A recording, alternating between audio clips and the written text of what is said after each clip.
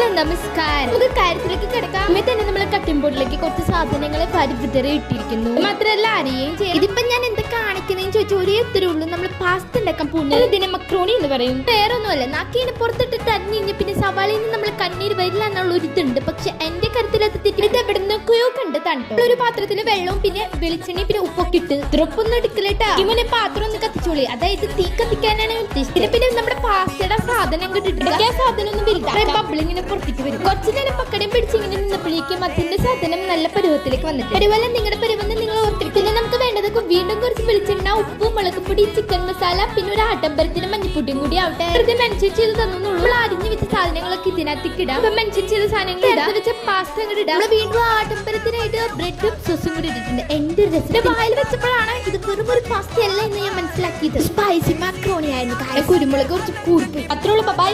Subscribe ചെയ്യാതെ പോലെ.